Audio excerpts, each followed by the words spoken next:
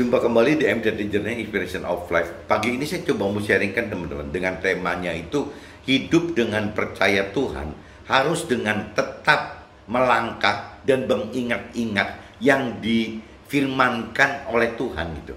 Jadi seolah-olah hidup itu kita butuh teman-teman dengan percaya, dengan iman percaya kita kepada Tuhan itu ya tetap harus dengan yaitu dan tetap melangkah gitu dan mengingat-ingat apa yang pernah terjadi di dalam hidup kita yang sesuai dengan firman Tuhan gitu. Nah, tanpa ada kita tetap melangkah, kita apabila berhenti, ya akhirnya nanti kita meninggalkan firman Tuhan, teman-teman. Dan apabila kita tidak mengingat-ingat apa yang pernah kita alami dalam hidup kita dikaitkan dengan firman Tuhan, kadang-kadang kita juga jadi hanya ketakutan, teman. Ketakutan untuk tetap melangkah gitu, melanjutkan apa yang firman Tuhan katakan. Jadi kita mesti tetap melangkah dan juga mengingat-ingat teman apa yang pernah kita alami dalam hidup kita sesuai dengan apa yang firman Tuhan katakan gitu. Nah, ini saya coba kaitkan teman-teman dengan kitab Yohanes sebenarnya. Kitab Yohanes pasal 4. Kitab Yohanes pasal 4 coba teman-teman cari ayatnya 46 sampai 53 teman-teman. Ayatnya 46 sampai 53. Nah, ini saya coba bacakan teman-teman secara universal aja gitu. Jadi tidak seperti apa kalimat yang di Alkitab gitu. Supaya bisa jadi lebih manfaat untuk teman-teman saya yang lain, teman, yang beda agama gitu. Jadi kalau di sini perikopnya teman-teman judulnya itu Yesus menyembuhkan anak pegawai istana. Tapi kalau saya biasa universalkan untuk bisa berlaku untuk semua teman-teman saya yang beragam agamanya, ya keimanannya beragam gitu. Jadi saya biasanya Yesus itu saya ganti dengan kata-kata kalau Yesus di dalam Nasrani itu kan firman yang hidup, teman. Jadi waktu Yesus hidup gitu sebelum wafat di kayu salib itu ya Yesus itu dari mulutnya itu ya keluar sebagai perantara Tuhan Allah itu keluar firman Tuhan, teman. Jadi saya istilahkan ya firman yang hidup gitu, firman yang dilakukan oleh manusia yang namanya Yesus ini gitu. Nah, ini jadi firman yang hidup. Tapi setelah Yesus wafat di kayu salib, firman itu berubah menjadi ya seperti firman yang di kitab suci sekarang kita orang, teman-teman. Cuman bedanya mungkin kalau saya di Nasrani kitab sucinya Alkitab gitu. Nah, teman-teman saya yang di Muslim ya kitab sucinya Al-Quran. Nah, begitupun kitab-kitab suci yang di agama yang lain masing-masing punya pegangan kitab suci. Tapi waktu zamannya Yesus hidup gitu, kitab suci itu tidak ada, teman-teman. Jadi kitab suci itu adalah kumpulan dari firman-firman Tuhan yang disampaikan oleh Yesus itu ditulis oleh murid-muridnya, teman-teman. Jadi akhirnya ya menjadi kitab suci. Nah, itu zaman sekarang kita itu sudah bisa menikmati kitab suci. Harusnya kita bersyukur dan bersuka cita gitu, bersyukur dan bersuka cita karena lebih mudah, teman. Kita tinggal mau nggak gitu untuk mengenal firman Tuhan, kita mampu nggak mengertikan firman Tuhan, dan kita mampu nggak melakukan firman Tuhan. Simple, teman. Kalau zaman dulu susah sekali, teman-teman. Kita mau mengerti apa sih gitu yang diperintahkan oleh Tuhan Allah melalui Yesus gitu, Nabi Isa ini itu kayaknya susah sekali gitu, karena nggak setiap saat kita ketemu gitu. Tapi dengan zaman sekarang sudah ada rangkuman kitab suci, firman Tuhan yang disampaikan Yesus itu sudah dirangkum murid-muridnya menjadi Alkitab, menjadi kitab suci. Harusnya kita jadi lebih mudah, teman-teman, mengenalnya gitu, mengertinya gitu. Nah, ini juga sama, teman-teman. Jadi kalau bicara untuk yang di luar Nasrani ya sama, masing-masing mesti mempertajam firman Tuhan ya contohnya tadi di kitab sucinya gitu. Jadi buat muslim ya pertajam di firman Tuhan di Al-Qur'annya. Nah, adapun untuk Hindu, Buddha dan lain-lain dipertajam ke masing-masing kitab suci yang memang diajarkan gitu ke agama tersebut gitu. Jadi saya sarankan seperti itu, teman-teman. Nah, kalau saya konversikan Yesus menyembuhkan anak pegawai istana, saya universalkan menjadi firman Tuhan menyembuhkan anak pegawai istana gitu. Jadi bukan Yesus tapi firman Tuhan. Nah, kalau firman Tuhan berarti secara universal teman-teman bisa cross check gitu, bisa konversikan ya firman Tuhan di Al-Quran gitu ya bisa menyembuhkan gitu, itu pasti teman. Begitupun untuk agama lain yang memiliki firman yang dari Tuhan gitu ya, melalui agama yang teman-teman anut ya harusnya firman Tuhan itu juga sama teman, punya power untuk menyembuhkan gitu. Nah ini saya coba baca teman-teman. Maka Yesus kembali lagi ke Kana di Galilea, di mana ia membuat air menjadi anggur. Dan di Kapernaum ada seorang pegawai istana, anaknya sedang sakit gitu. Nah ini cerita pegawai istana ini ya berarti pasti bukan orang-orang yang percaya Tuhan belum atau tidak percaya Tuhan. Karena zaman itu masih masih seperti politeisme atau jadi masih kayak banyak penyembahan yang sifatnya dewa-dewa gitu loh, seperti dewa Baal dan dewa lain-lain, itu banyak, Dagon gitu, banyak sekali teman-teman. Jadi ya mereka, si pegawai istana ini karena anak buahnya Fir'aun gitu, ya pasti masih menyembah seperti itu teman-teman. Nah ini ceritanya pegawai istana ini anaknya sedang sakit teman-teman. Ketika mendengar bahwa Yesus telah datang dari Yudea ke Galilea, pergilah ia kepadanya, lalu meminta supaya ia datang dan menyembuhkan anaknya, sebab anaknya itu hampir mati gitu.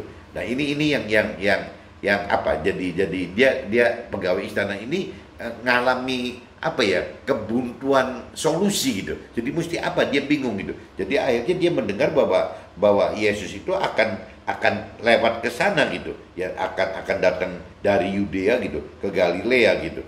Nah, maka kata Yesus kepada supaya datang dan menyembuhkan anaknya, sebab anaknya itu hampir mati gitu. Maka kata Yesus kepadanya, jika kamu tidak melihat tanda dan mujizat, kamu tidak percaya. Nah ini karena si pegawai istana ini bukan orang yang sudah percaya Tuhan dan mengenal Tuhan, makanya Yesus katakan gitu, firman Tuhan katakan ya jika kamu tidak melihat tanda dan mujizat, kamu tidak akan percaya gitu. Nah ini ya mungkin kita juga sama teman-teman, kita ini sama, apabila tidak ada tanda-tanda yang dari Tuhan atau tidak ada mujizat yang dari Tuhan, kadang-kadang kita juga susah sekali untuk percaya teman, bahwa Tuhan itu ada, Tuhan itu maha kuasa, Tuhan itu segala macam, itu kita ragu teman-teman. Jadi kadang-kadang Tuhan dengan mujizatnya ya membuat mujizat atau tanda-tanda dengan maksud supaya orang-orang jadi percaya akan keberadaannya Tuhan gitu. Dan orang mau mengenal lebih dalam, mengerti lebih dalam tentang firman Tuhan. Intinya Tuhan bikin mujizat seperti itu teman-teman. Nah, cuman mujizat ini kan kalau kita bicara di cerita ini kan melalui Yesus gitu. Nah, mestinya zaman sekarang gitu, karena Yesus meninggal itu adalah menebus dosa asal kita gitu, dosa dari Nabi Adam kita gitu. Nah, terus dilanjutkan lagi gara-gara Yesus ini jadi akhirnya timbul rangkuman firman Tuhan gitu. Ya karena Yesus menyampaikan firman Tuhan di mana-mana, akhirnya dirangkum oleh murid-muridnya menjadi kitab suci untuk kita, teman-teman. Nah, yang ketiga, ya Tuhan Tuhan Allah memberikan Roh Kudus gitu, atau Roh Tuhan sama seperti yang Dia berikan, seperti yang Tuhan Allah berikan kepada Yesus gitu. Nah, Roh Kudus atau Roh Tuhan ini juga diberikan kepada kita, teman-teman. Nah, cuman mungkin sebutannya beda-beda. Kalau Roh Tuhan di versi Nasrani disebutnya Roh Kudus gitu. Tapi kalau versinya Al-Quran atau agama Muslim, jangan-jangan disebutnya Nur, kata teman-teman yang di Muslim gitu. Nah, saya nggak nyelidikin yang di agama lain namanya apa, nggak tahu ada atau enggak, atau namanya apa, saya nggak ngerti gitu. Cuman yang jelas ya itu, jadi Tuhan itu ya dengan wafatnya Yesus gitu, ya otomatis kita jadi mendapat 3 hal, teman. Satu, ya berarti kita mendapat penebusan dosa asal kita gitu.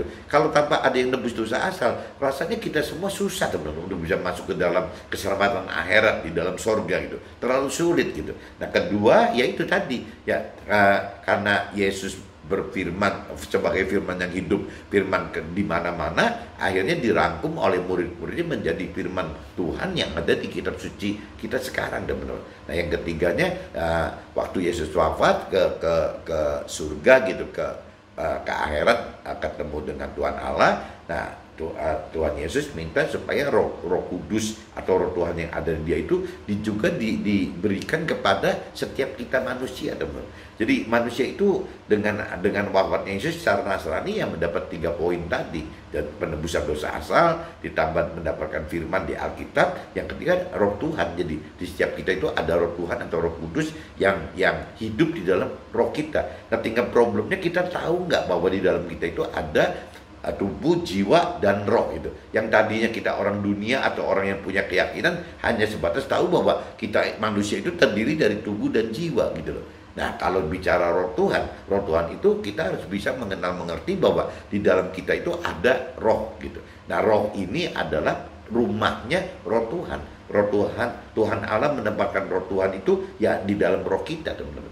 Jadi kita hidup dengan tiga unsur kan. Berarti ada roh Tuhan, ada jiwa sama raga gitu. Bedanya kita orang rohani dengan orang dunia seperti itu, teman-teman. Bedanya kita dengan orang yang berkeyakinan juga seperti itu. Apabila orang berkeyakinan tidak sadar untuk berubah gitu, ya mengubah diri, mentransformasi, ya untuk mengenal mengerti firman Tuhan dan berani melakukan firman Tuhan. Kalau tidak ada kemauan dan tidak ada kemampuan untuk berubah, rasanya juga susah, teman-teman. Tidak bakal bisa, tidak beda akan seperti orang dunia pada umumnya gitu. Meskipun bedanya ya orang berkeyakinan tetap dengan percaya dirinya selalu menganggap bahwa saya percaya Tuhan kok, saya mengenal firman Tuhan kok, padahal sih realitanya tidak mengenal gitu, teman.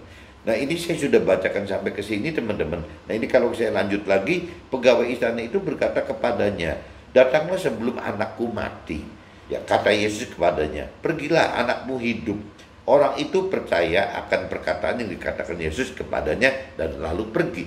Nah, ini orang yang pegawai istana ini meskipun belum percaya Tuhan, ya firman Tuhan, belum percaya firman Tuhannya sendiri gitu. Tapi dia percaya loh, dia benar-benar bisa beriman, percaya bahwa ya kalau memang firman Tuhan katakan anaknya hidup gitu, ya pasti hidup gitu. Dengan simpelnya. Nah, kita kembali lagi loh, kita yang berkeyakinan, ya apakah semudah seperti pegawai istana ini? Nah, jangankan orang yang berkeyakinan, orang yang benar-benar sudah mengenal mengerti lebih dalam akan firman Tuhan dan percaya firman Tuhan dan sudah melakukan firman Tuhan, kadang-kadang aja masih tetap tanda tanya, teman-teman. Bisa kalah sama orang Farisi ini yang tidak atau belum mengenal Tuhan dan firman Tuhan gitu, tapi bisa lebih percaya. Kita yang beranggapan kita sudah percaya dan melakukan firman Tuhan dengan benar gitu, sesuai dengan firman yang Tuhan perintah peraturkan, itu aja masih kadang-kadang iman itu ragu-ragu, masih ragu. Tapi pegawai istana ini imannya bagus sekali sehingga dia percaya dan lalu pergi gitu. Nah, ketika ia masih di tengah jalan, hamba-hambanya telah datang kepadanya dengan kabar bahwa anaknya hidup gitu. Jadi waktu si pegawai istana ini mau balik ke rumahnya, nah hambanya sudah keburu nyamperin dan membawa berita bahwa anaknya hidup gitu. Jadi ia bertanya, si pegawai istana ini bertanya kepada mereka, kepada hamba-hambanya, pukul berapa anak itu mulai sembuh? Jawab mereka, kemarin siang pukul 1 demamnya hilang gitu. Nah, ini jadi si hamba-hambanya katakan begitu. Maka teringatlah ayah itu bahwa pada saat itulah Yesus berkata kepadanya, anakmu hidup. Lalu ia pun percaya, ia dan seluruh keluarganya gitu, percaya semua. Jadi kembali lagi, kalau di sini kan konversinya kan ke pribadi Yesus, teman-teman. Cerita ini kan pribadi Yesus. Tapi kalau si universal Yesus ini menjadi firman Tuhan, ya berarti ya tadi dikatakan bahwa firman Tuhan itu bisa menyembuhkan, teman-teman. Bisa menyembuhkan kita semua gitu. Nah, ini yang butuh butuh kedalaman pengenalan pengertian akan firman Tuhan, butuh kemampuan untuk mengerti dan kebutuhan kemampuan kita untuk melakukan firman Tuhan gitu, teman-teman. Ini saya sudah bacakan di kitab Yohanes pasal 4, teman-teman, ayatnya 46 sampai 53, teman. Saya sudah bacakan. Nah, ini saya cross check, teman-teman. Dan sebenarnya apa sih yang Tuhan Allah inginkan gitu? Apa sih yang dirancang dan kehendaki oleh Tuhan Allah bagi kita gitu. Nah ini saya coba cross check ya. Ini selain di kitab Yohanes ini, kitab Yohanes pasal 4, 4, 6, 5, 3 ini bicara iman percaya kita kepada Tuhan Allah gitu. Nah ini saya coba ajak masuk ke dalam apa sih yang Tuhan Allah inginkan bagi kita gitu, hidup bagi kita gitu. Nah ini kita baca di kitab Matius teman, kitab Matius pasalnya pasal 5 teman-teman. Ayatnya coba kita cari di 38 sampai 48 gitu. Jadi kitab Matius pasal 5 teman-teman, ayatnya itu 38 sampai ke 48 teman-teman. Coba saya bacakan juga secara universal. Kamu telah mendengar firman, mata ganti mata dan gigi ganti gigi. Tetapi aku berkata kepadamu, janganlah kamu melawan orang yang berbuat jahat kepadamu, melainkan siapapun yang menampar pipi kananmu, berilah juga kepada pipi kirimu. Nah ini kalau kita bicara di ayat yang ini saja sudah nampak sekali, ya kita harus mempunyai kasih gitu. Ya dengan kita mempunyai kasih, ya kita ditampar pipi kanannya, kita malah bisa ngasihkan pipi kirinya. Kenapa? Karena kita memberikan kasih. Tanpa ada kasih nggak mungkin gitu. Dan kepada orang yang hendak mengadukan engkau karena mengingini bajumu, serahkan juga jubahmu. Nah ini sama aja gitu ya, berarti diminta istilahnya bajunya, ya jubahnya juga kasihkan aja. Itu kan juga bentuk kasih teman-teman. Nah terus kalau kita di ayat 41-nya, dan siapapun yang memaksa engkau berjalan sejauh 1 mil, berjalan bersama dia sejauh 2 mil. Ya itu juga sama, berarti kayak mengalah juga gitu. Jadi kalau diminta 1 mil, ya kita beri 2 mil. Ya berarti kan mengalah dan kasih juga teman-teman. Bentuknya kasih juga gitu. Berilah kepada orang yang meminta kepadamu, dan janganlah menolak orang yang mau meminjam darimu. Ya sama saja teman. Jadi berilah kepada orang yang meminta kepadamu, berarti ya kalau kita tidak mau hitung-hitungan, kita juga bentuknya kasih gitu. Dan janganlah menolak orang yang mau meminjam daripadamu gitu loh. Jadi jangan nolak katanya kalau ada yang mau minjam gitu. Kamu telah mendengar firman, kasihilah sesamamu manusia dan bencilah musuhmu. Gitu. Kalau bicara firman yang normal, ya bunyinya gitu teman-teman. Kalau kita bicara pakai hukum gitu ya, istilahnya rohani secara hukum, ya biasanya gitu. Kamu telah mendengar firman, kasihilah sesamamu manusia dan bencilah musuhmu. Kan memang enggak aneh gitu, bagi dunia kan memang seperti itu gitu. Tetapi firman Tuhan berkata kepadamu, kasihilah musuhmu dan berdoalah bagi mereka yang menganiaya kamu. Nah ini bedanya firman Tuhan seperti ini nih teman. Jadi kasihilah musuhmu dan berdoalah bagi mereka yang menganiaya kamu. Nah ini sudah dianggap berbeda gitu. Ya firman Tuhan itu berbeda sekali dengan apa yang dilakukan oleh manusia pada umumnya gitu. Karena dengan demikianlah kamu menjadi anak-anak Bapakmu yang di sorga, dan menerbitkan matahari bagi orang yang jahat dan orang yang baik, dan menurunkan hujan bagi orang yang benar dan orang yang tidak benar gitu. Nah ini kalau saya universalkan, karena dengan demikian kamu menjadi anak-anak Tuhan Allah yang di surga gitu, yang menerbitkan matahari bagi orang yang jahat dan orang-orang baik, dan menurunkan hujan bagi orang yang benar dan orang-orang yang tidak benar gitu. Jadi ya Tuhan itu seperti itu teman-teman. Karena kasihnya Tuhan kepada semua manusia, ya Tuhan seperti itu gitu sebenarnya gitu. Nah, apabila kamu mengasihi orang yang mengasihi kamu, apakah upahmu? Bukankah pemungut cukai juga berbuat demikian gitu. Jadi firman Tuhan mengingatkan, apabila kita mengasihi orang yang mengasihi kita, ya apakah upahnya? Maksudnya apa hebatnya gitu loh. Ya wajar-wajar aja orang dunia juga lakukan itu gitu. Bukankah pemungut cukai juga berbuat demikian gitu. Dan apabila kamu hanya memberikan salam kepada saudara-saudaramu saja, apakah lebihnya daripada perbuatan orang lain? Bukankah orang yang tidak mengenal Tuhan Allah pun berbuat demikian gitu.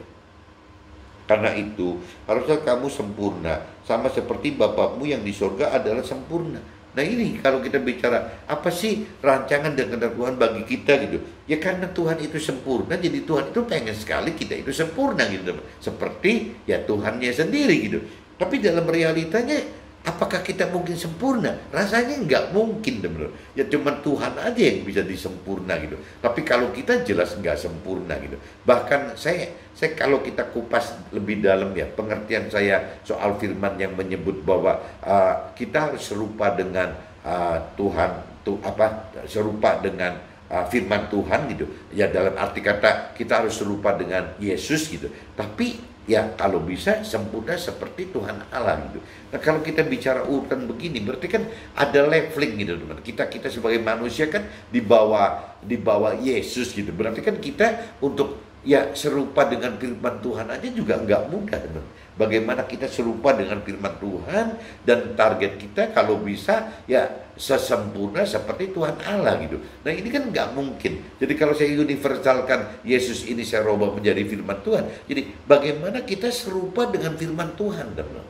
Ya dengan target kita pengen sesempurna Tuhan Allah. Nah ini kan nggak mudah, teman. Bagaimana menjadi sempurna seperti Tuhan Allah gitu. Ya untuk serupa apa yang firman Tuhan perintah peraturkan aja kita banyak nawar, teman-teman. Makanya mungkin kalau saya di sini tidak tidak sempurna seperti firman Tuhan dan seperti yang Tuhan Allah katakan sempurna seperti Tuhan Allah gitu. Nah, yang namanya serupa firman Tuhan itu kan tidak dengan kata-kata sempurna seperti firman Tuhan gitu. Ya, saya cuma mengerti bahwa di dalam pengertian saya gitu, nggak tahu ini benar atau nggak benar untuk yang lain.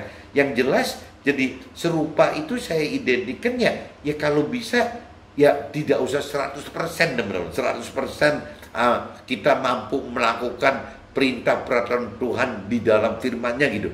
Ya kayaknya serupa itu apakah tidak usah harus 100% gitu. Jadi kita bicara kita maksimal melakukan firman Tuhan saja sudah bagus, teman-teman. Jadi kalau urutannya kalau kita bisa melakukan 100% firman Tuhan, yaitu status kita itu sama aja dengan Yesus gitu, dengan Nabi Isa. Rasanya kita kan bukan Nabi Isa, kita ini bukan Yesus gitu. Jadi ya pasti ya kita serupa dengan Nabi Isa, serupa dengan Yesus aja juga sudah bagus sekali, teman-teman. Nah, kalau kita bicara sempurna seperti Tuhan Allah, ya ini yang sudah tidak mungkin, teman-teman. Jadi target itu mungkin kalau buat saya pribadi, bagaimana kita mendekati gitu apa yang firman Tuhan perintah peraturkan dalam hidup kita. Itu serupa dengan firman Tuhan itu maksudnya, teman-teman.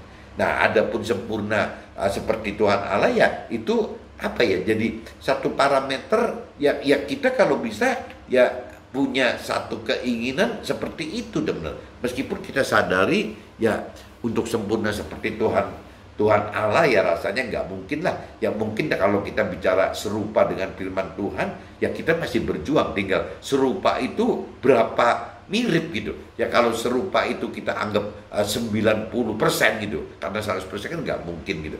Kalau 100% berarti sempurna gitu. 90% anggaplah serupa gitu dengan firman Tuhan 90%. Nah parameternya kita bisa di berapa persen, teman-teman? Apakah kita itu 0% gitu, ya nggak ngerti kalau kita tidak mengerti apa bisa 0% atau minimal startnya dari 20% mungkin. Ya apakah kita 20%, apakah kita 30%, 40%, 50%, 60%, 70%. Nah tinggal sampai yang paling mendekati itu kan berarti kan kalau seandainya bisa 90% mungkin. Ya kalau cerita 100% mungkin ya lebih susah gitu ya. Kalau 100% apakah statusnya bukan disebut serupa dengan firman Tuhan, tapi ya persis sempurna seperti firman Tuhan. Tapi firman katakan kan bukan sempurna, serupa. Jadi saya asumsikan ya serupa tidak 100% dah gitu parameternya gitu. Nah tinggal kita koreksi diri apakah kita ini berapa persen dari 90% gitu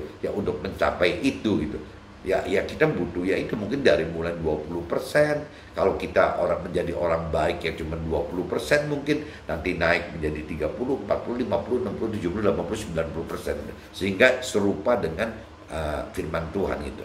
Nah ini saya udah bacakan teman-teman di kitab Yohanes pasal 4 ayat 4653. Saya juga udah bacakan di kitab Matius pasal 5 ayat 38 sampai 48. Nah ini saya coba masuk ke sharing saya, teman-teman. Ini kalau sharing dengan Pak Lukas lagi nih, teman. Ini waktu sharing dengan Pak Lukas pada Pak Lukas Mulyanto yang dari Semarang itu tahun 2017 juga, teman-teman. Kita ada sempat sharing ini gitu. Nah, temanya gitu, tentang cerita temanya itu Tuhan bekerja saat kita percaya kepada Tuhan gitu. Jadi Tuhan itu bekerja gitu apabila kita percaya Tuhan. Tapi Tuhan itu tidak bisa bekerja apabila kita tidak percaya kepada Tuhan gitu. Jadi teman-teman mesti ingatkan gitu bahwa Tuhan itu baru bisa bekerja apabila saat kita percaya kepada Tuhan gitu. Dengan melakukan perintah dan peraturan firman-Nya, di mana di mana hal seperti ini tidak mudah, teman-teman. Oleh karena firman Tuhan itu berbeda dengan visi misi hidupnya dibanding jadi firman Tuhan itu visi misi itu berbeda banget gitu dibandingkan dengan hidup secara duniawi yang dilakukan mayoritas manusia gitu, baik yang belum atau tidak kenal tidak kenal gitu, tidak kenal Tuhan, atau manusia yang berkeyakinan kenal Tuhan, bahkan kenal firman-Nya gitu tanpa dasar firman Tuhan gitu. Jadi ini yang konyol kan gitu, teman. Kalau kita bicara orang dunia yang tidak atau belum mengenal Tuhan, simple gitu, kita akan ngomong ya berarti mereka tidak terlalu mengandalkan Tuhan dalam hidupnya. Dia juga tidak bicara bagaimana belajar mendalami pengenalan akan firman Tuhan di kitab suci gitu. Ya mereka cuek-cuek aja gitu. Dia tidak mau mempelajari untuk bagaimana mampu mengerti firman Tuhan, bagaimana mereka tidak melakukan firman Tuhan. Itu yang orang yang belum tidak mengenal firman Tuhan seperti itu, teman. Tapi kalau bicara orang yang punya keyakinan, nah ini lebih konyol, lebih susah gitu. Karena orang punya keyakinan tidak punya dasar firman, tapi dengan percaya diri dia mengatakan bahwa saya sudah percaya Tuhan kok. Dan percaya itu berarti melakukan firman Tuhan. Dan kalau sekarang tidak melakukan firman Tuhan, ya jangan ngomong percaya. Saya sudah mengasihi Tuhan, ya percuma gitu kalau tidak melakukan firman Tuhan gitu.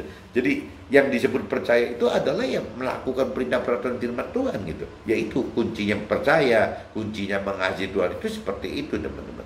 Nah, cuma pada prakteknya orang yang berkeyakinan dengan percaya diri katakan bahwa dia sudah percaya Tuhan dan mengenal Tuhan, padahal tidak punya dasar firman sama sekali, sehingga apa yang dia bisa lakukan gitu, perintah peraturan Tuhan dalam firman yang nggak ada gitu. Nah ini orang berkeyakinan lebih bahaya dan lebih banyak bisa tersesatnya gitu, karena percaya dirinya itu gitu, percaya diri yang timbul karena pikiran perasaan kehendak sendiri bahwa Tuhan ini pengennya begitu, pengennya begitu. Nah ini yang bikin kacau gitu. Hidup beriman, percaya kepada Tuhan dan firman-Nya butuh iman dan pengharapan serta taat gitu, melakukan firman sebagai wujud ya kasih kita kepada Tuhan gitu. Jadi kalau kita melakukan firman itu ya wujud kasih kita pada Tuhan dan wujud percaya kita kepada Tuhan gitu. Makanya kita berani melakukan firman Tuhan. Tanpa melakukan firman Tuhan ya kita susah mengatakan percaya Tuhan atau mengasihi Tuhan gitu. Karena tidak ada buktinya, teman-teman. Di mana hal ini tidak mudah karena perintah dan peraturan firman sangat berbeda dengan tata cara hidup di duniawi gitu, teman. Jadi kalau kita pelajari perintah peraturan Tuhan itu sangat berbeda sekali, teman-teman. Nanti banyak sekali di kitab apa yang tadi dibacakan di kitab Matius itu ya banyak sekali gitu. Jadi banyak sekali hal-hal yang memang tidak lazim gitu dilakukan oleh orang-orang dunia. Nah kita harus melakukan itu apabila kita memang percaya dan mengasihi Tuhan gitu. Dan janji-janji Tuhan itu lebih prioritaskan keselamatan akhirat yang baru ya akan kita tuai gitu, akan kita terima saat kita di akhirat nanti gitu. Jadi udah perintah peraturan firman itu sudah nyeleneh gitu, tidak sesuai dengan orang-orang yang dunia umumnya lakukan, perintahkan gitu.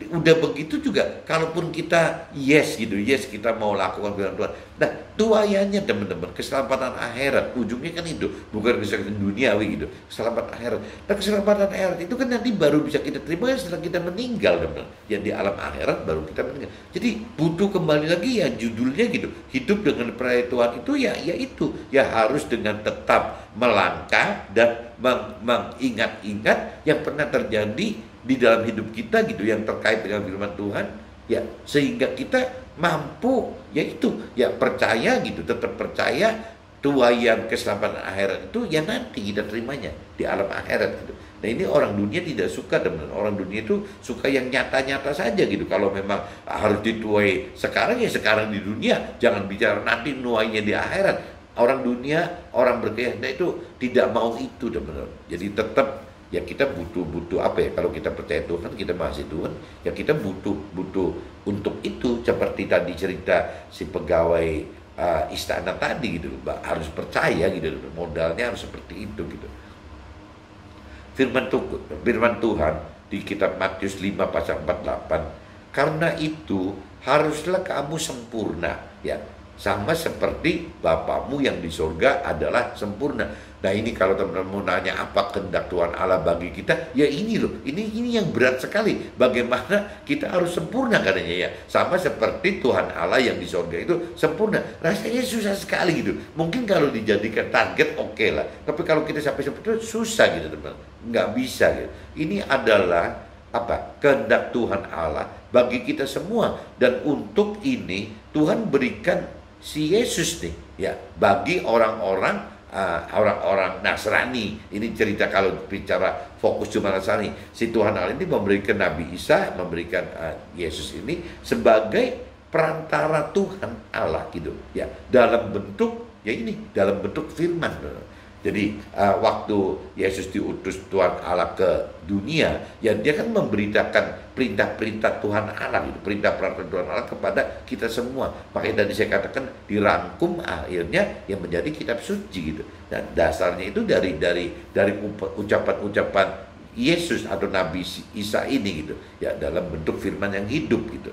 Nah dan Roh Tuhan atau Roh Kudus yang hidup sebagai perwakilan Tuhan ya di dalam si Yesus itu gitu. Kalau Yesus tanpa dengan ada Roh Tuhan atau Roh Kudus, rasanya kuasa Yesus itu tidak beda dengan manusia pada umumnya teman-teman. Karena kalau di kitab Nasrani, Yesus itu disebutnya 100% manusia dan sekaligus juga 100% apa sebagai perwakilan Tuhan itu gitu. Jadi ya apa ya? Jadi apa 100% manusia, 100% perantara Tuhan Allah di dunia ini gitu. Jadi apa? Jadi ya kembali lagi apa yang Tuhan Allah titipkan kepada Yesus untuk diberitakan kebenaran perintah-perintah dan peraturannya, yaitu akhirnya jadi dikumpulkan oleh murid-muridnya gitu menjadi ya firman Tuhan gitu. Itu asal muasalnya seperti itu gitu teman-teman. Nah bagi kita sekarang setelah Yesus wafat, maka kita dapatkan satu penebusan dosa asal yang tadinya dari dosa Nabi Adam itu teman-teman, karena melanggar perintah peraturan Tuhan itu. Kedua, kita juga dapatkan firman Tuhan yang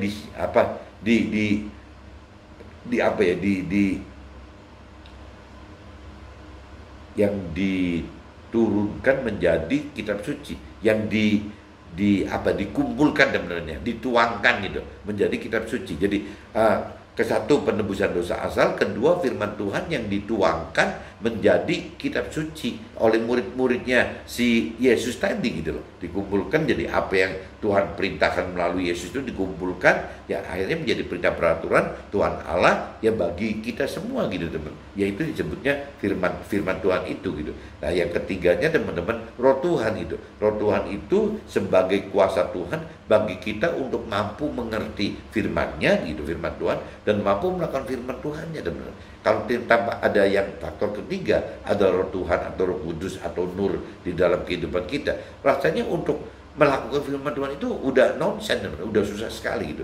Jangan kan melakukan, untuk mengerti aja juga susah teman. Butuh Roh Tuhan untuk mengerti, untuk mampu mengerti dan mampu melakukan teman. Nah ini jadi tiga hal itu seperti itu. Nah, Tuhan Allah menghendaki kita sempurna seperti Tuhan Allah, tetapi standar apa ya? Standarnya kalau pengertian aku itu diringankan agar kita serupa dengan Yesus atau firman yang hidup itu atau firman Tuhan itu gitu. Jadi yakni serupa dengan apa yang diperintah dan peraturkan firman gitu ya. Maka apa makna serupa itu adalah, kalau buat saya pribadi ya berarti serupa itu tidak harus 100% gitu persis seperti yang perintah dan peraturkan di dalam firmannya gitu. Jadi ya kita tinggal uber maksimal aja. Makanya saya katakan ya untuk sempurna seperti Tuhan Allah udah nggak mungkin masuk akal. Tapi kalau untuk serupa gitu dengan firman Tuhan pun ini bukan hal mudah teman. Ya apakah serupa dengan firman Tuhan itu kita identikan 100% persis seperti firman Tuhan? Rasanya nggak mungkin. Jadi kalau kita turunkan dikit gitu menjadi 90%, ya apa dianggap mungkin gitu. Ya kalau cerita di dunia biasanya deviasi 20% teman-teman. Ya berarti turunkan lagi lah, jangan 90, misalnya 80% gitu. Ya kita melakukan firman Tuhan. 80% pun rasanya nggak gampang teman-teman. Ya kita ini melakukan firman Tuhan seberapa banyak gitu. Jangan-jangan 20% ya kita melakukannya gitu. Padahal targetnya harus 80% gitu. Ya atau 30, 40, 50, 60. Nah, selama kita hidup ini ya kita harus berjuang teman-teman. Bagaimana memaksimalkan supaya bisa ya angka 80% dengan deviasi 20% tadi gitu. Itu harus bisa kita raih teman. Nah, ini yang kita butuh perjuangan melakukan firman Tuhan. Mudah-mudahan teman-teman dengan sharing pagi ini teman-teman bisa tangkap maksudnya bagaimana kita untuk sempurna seperti Bapak ingat kayaknya nonsen, tapi kalau serupa dengan firman Tuhan itu apakah kita anggap deviasi 20% sehingga 80% melakukan firman Tuhan gitu. Meskipun sekarang kita startnya di berapa gitu. Ya apa 20, 30, 40, 50, 60, 70, 80, 90. Nah, untuk melakukan ini teman-teman, yaitu butuh tetap melangkah gitu seperti temanya, dan juga butuh mengingatkan apa yang pernah terjadi dalam hidup kita ya, yang terkait dengan firman. Jadi timbul iman percaya kita, pengharapan kita, dan juga kasih kita gitu untuk percaya dan melakukan firman makin berani teman. Oke teman-teman, begini dulu. Oke, see you, bye bye.